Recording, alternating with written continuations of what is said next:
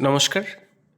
প্রত্যেক দিনের মতো আমরা যে ইংলিশ মক টেস্ট আমাদের এই চ্যানেলটাতে আনছি, আজ তার ৮ নম্বর যে সেটটা সেটা নিয়ে এসেছি, যেটা আপনাদের WBSSC সামনেই গ্রুপ সি পরীক্ষা। অলরেডি বিভিন্ন জায়গাতে আমরা দেখতে পাচ্ছি যে খুব তাড়াতাড়ি হয়তো পরীক্ষা হবে, ফেব্রুয়ারি এন্ড কি মার্চের দিকে।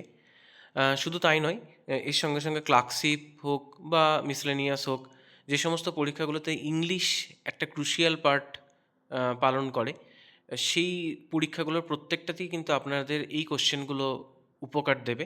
এখানে 15টা কোশ্চেন আছে। আমরা প্রথমে কোশ্চেনগুলো দেখাবো এবং কোশ্চেনগুলোর সঙ্গে সঙ্গে আমরা তার যে সঠিক উত্তর সেটা কেন হলো তার একটা এক্সপ্লেনেশন দেবো। এর আগের আপনারা সেটগুলো দেখুন। আশা করি এই সেটটা এবং আগের সেটগুলো দেখলে এবং পরবর্তী যে সমস্ত সেটগুলো দেবো সেগুলো দেখলে আপনাদের প্রস্তুতিটা আরও অনেক বেশি এনহ্যান্স হবে। প্রথমেই চলে যাচ্ছি, শব্দ যেটা আছে টিডিয়াস, এর সমার্থক শব্দ বলেছে। দেখুন, টিডিয়াস মানে কি না, টিডিয়াসের মানে হচ্ছে কি একঘেয়ে বা বিরক্তিকর। ঠিক আছে, তাহলে এখানে যে শব্দগুলো রয়েছে তাদের মধ্যে দেখুন ওয়ারিসাম যেটা আছে, সেটা সেই শব্দটার অর্থ কিন্তু হচ্ছে ক্লান্তি বা বিরক্তিকর বা অবসাদকর। ঠিক আছে, কিন্তু এখানে বাকি যে শব্দগুলো ছিল, এক্সাইটিং মানে রোমাঞ্চকর, কিউরিয়াস মানে কৌতূহলী এবং ব্রিফ মানে সংক্ষিপ্ত। তাহলে আমরা দেখলাম টিডিএসের যেটা হচ্ছে সমার্থক শব্দ সেটা হচ্ছে ওয়ারিসাম। ঠিক আছে, পরের কোশ্চেনে চলে যায়। এবার বলেছে বিপরীতার্থক শব্দ সুপারফিশিয়াল। সুপারফিশিয়াল, ঠিক আছে। সুপারফিশিয়াল মানে কি? সুপারফিশিয়াল মানে হচ্ছে গভীর নয়, মানে বাহ্যিকভাবে দেখা, মানে খুব হালকা করে দেখা আর কি। ঠিক আছে, আর এর বিপরীত তাহলে শব্দ কী হবে? প্রোফাউন্ড। প্রোফাউন্ড মানে গভীরভাবে অনুভূতি হওয়া। ঠিক আছে, এছাড়া এখানে আরও একটা মানে আছে, দেখুন, শ্যালো, তাই তো, বা এক্সটার্নাল, এটাও কিন্তু বাহ্যিকভাবে দেখা। আর ট্রিভিয়াল মানে কি? ট্রিভিয়াল মানে হচ্ছে তুচ্ছ। তাহলে এখানে প্রোফাউন্ড হচ্ছে সঠিক উত্তর। পরের কোশ্চেনে চলে যায়।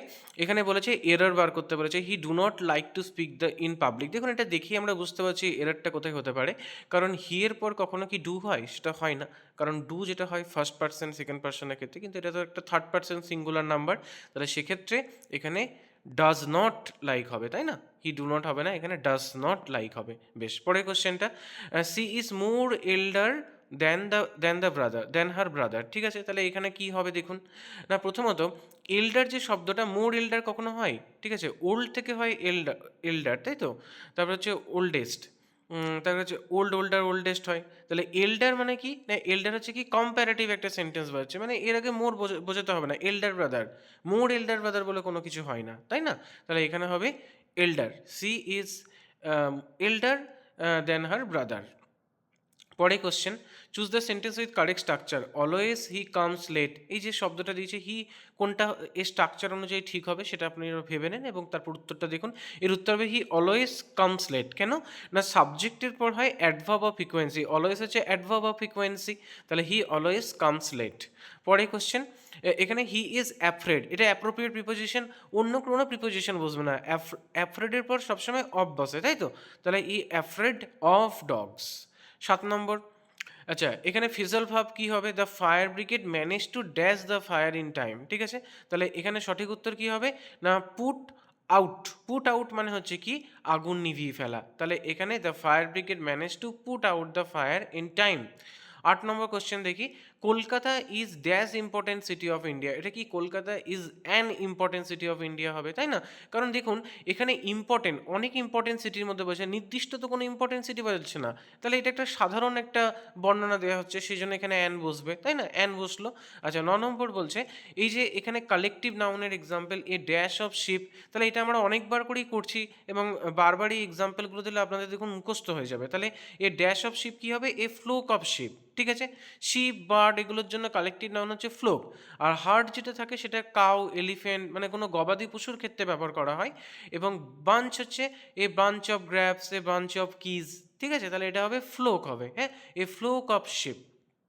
আচ্ছা, দেখুন এখানে বেশ কয়েকটা এক্সাম্পল আছে, আপনারা এটা চাইলে পড়ে নেবেন। ঠিক আছে, এটা আমি প্রত্যেকটা সেটেই দিয়ে রাখছি, যতবার পড়বেন দেখবেন এগুলো আপনাদের মনে থেকে যাবে। ঠিক আছে, বেশ, এরপর বলছে she dash in the school since 2015। তাহলে এখানে কোন ভার্বের সেন্টেন্সটা বসবে, কোন ভার্বের কোন রূপটা বসবে? দেখুন, সিন্স যেটা হবে, মানে সিন্স মানে হচ্ছে কি সময় শুরু দেখাচ্ছে এবং কাজটা এখনো চলছে। তাহলে এখানে কি হবে না, এখানে প্রেজেন্ট পারফেক্ট টেন্স আমরা ব্যবহার করব। তাহলে she has work in the school since 2015। ঠিক আছে, পরের কোশ্চেন দেখি, identify the adverb, the boy answer the question quickly. দেখুন অ্যাডভার্ব মানে হচ্ছে ভাবটাকে মডিফাই করছে, তাহলে সে উত্তর বালকটা উত্তরটা কোশ্চেনের উত্তরটা দিল, তাহলে উত্তরটা কিভাবে দিল না কুইকলি দিল, তাই না? তাহলে এখানে হচ্ছে এটা অ্যাডভার্ব, তাহলে কুইকলি হবে।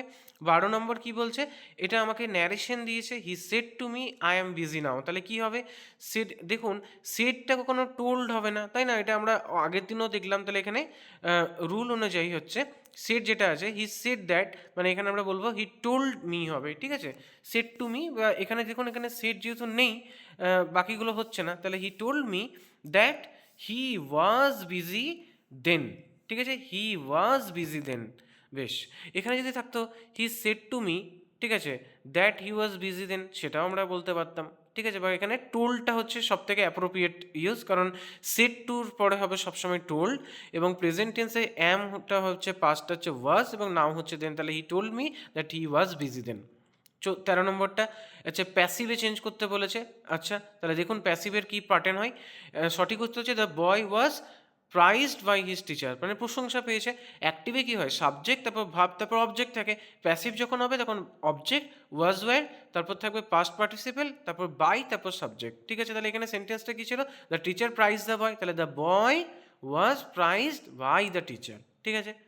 আচ্ছা নেক্সট, আচ্ছা এখানে কারেক্ট সেন্টেন্স কোনটা হবে বলেছে, দেখুন সিনিয়র যে শব্দটা, এটা হচ্ছে কি না, senior, junior, superior, inferior, prior, posterior, এগুলো অ্যাডজেক্টিভগুলো টু নেবে, সেখানে দেন নেবে না, তাহলে he is senior to me. এবং 15 নম্বর দেখি না, a person who write for newspaper or magazine who report the news, তাকে কী বলা হয়, ফিজিশিয়ান, অ্যাকাউন্টেন্ট, জার্নালিস্ট না ম্যাশন। ফিজিশিয়ান মানে ডাক্তার, অ্যাকাউন্টেন্ট মানে হচ্ছে কি, মানে যারা হিসাব রক্ষক, জার্নালিস্ট মানে হচ্ছে সাংবাদিক, এবং ম্যাশন মানে হচ্ছে রাজমিস্ত্রি।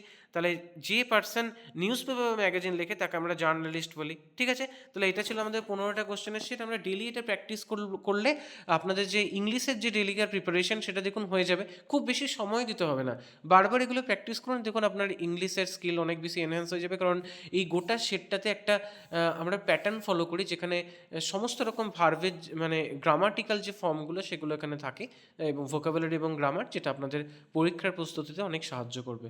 সবাই খুব ভালো করে প্রস্তুতি নিন, ধন্যবাদ।